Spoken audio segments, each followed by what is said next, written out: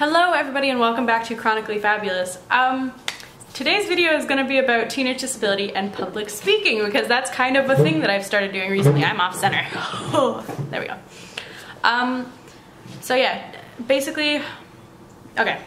Back in November, I did a public speaking event in Toronto through A11YTO, or hashtag A11YTO. And I got the opportunity to be filmed for AMI, which is the Accessible Media Network Incorporated, or I don't remember exactly what it's called. And today, today is, what's the date?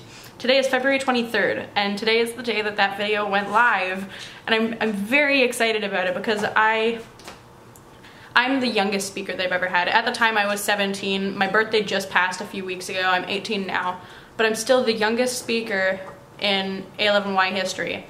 And I was also the first person to ever speak about invisible disabilities. So what my channel is dedicated to.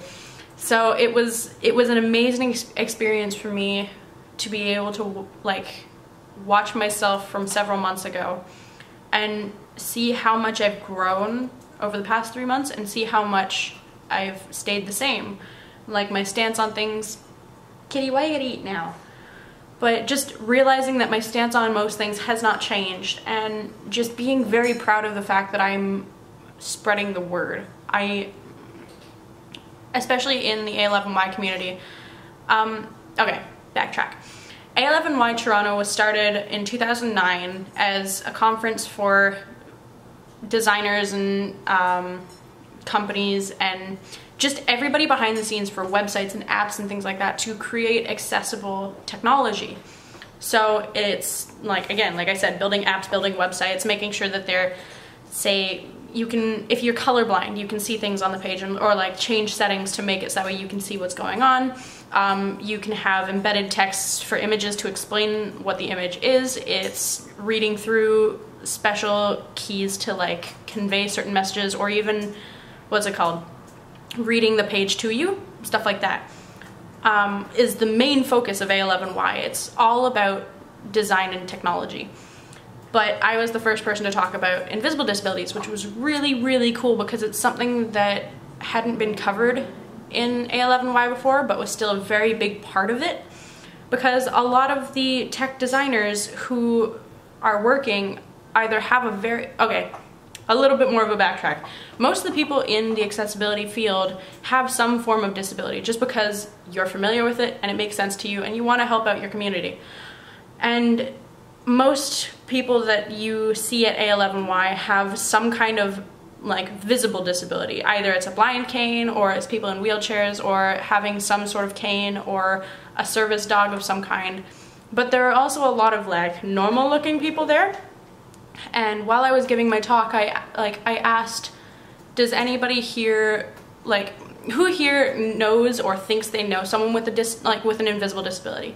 And a few people put up their hand, and then I was like, okay, how many people in this room have an invisible disability? And a lot of people put up their hands, and you could just see people looking around oh my god, I never thought there'd be that many people. And it was just a very amazing experience to be able to talk openly to people who understood what I was talking about. And it was just, oh, it was such a good time. And again, I will have the video linked down below so you can go watch it, but it was a really good time. I cried while I was giving that talk, and it covered a lot of very important invisible disability issues, like the fact that for myself and a lot of other people that I know with invisible disabilities, we tend to isolate ourselves because the moment you leave, in my case, the moment you leave your apartment, the moment you leave your house, your room, the moment you leave school or the hospital, any point that's in between 2 points of comfort is danger, and causes a lot of anxiety and worry for people with invisible disabilities, or people even with disabilities. And we tend to isolate ourselves and not go anywhere if we don't have to. And that causes social anxiety issues as well, which means that it's harder for us to talk to people, and doing a public speaking event when it's hard to talk to people is a fun time. So I ended up, where's Catbug? Is Catbug in the bedroom? Mm-hmm. Can you go grab him really quickly? Mm-hmm. Thank you. So when I was speaking at A11Y, sorry, we had to cut for a moment because I needed Anthony to go get him. I Okay, I have been on, there's a video coming very soon called Teenage Disability and Medication, and in that I will cover some of the antidepressants I've been on, but I've been on like every fucking antidepressant, or no, not antidepressant, anti-anxiety medication in the book, and nothing works for me. But for some reason, stuffed toys do. I don't know why. I don't know the psychology behind it. But something about the fact that they're soft, that you can squeeze them and they won't die. Oh my god, that was very dark.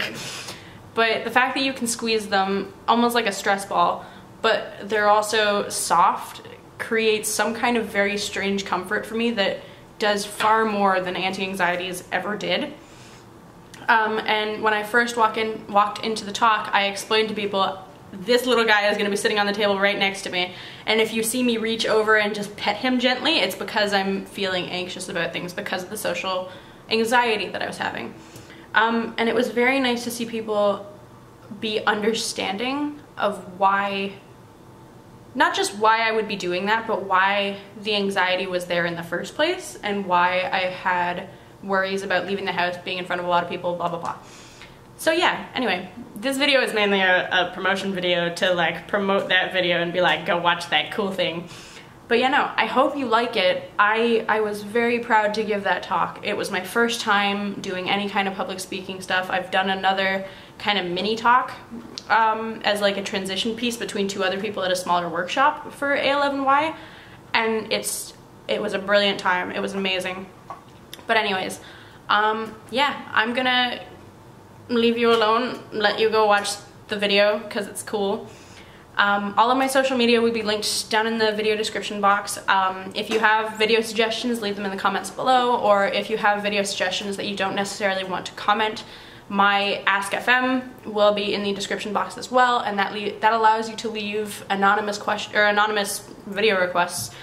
If it's got to do with sex or anything like that, I'm comfortable answering those types of questions. And yeah, anyway, I'm Emily from Chronically Fabulous, and I will see you guys next weekend.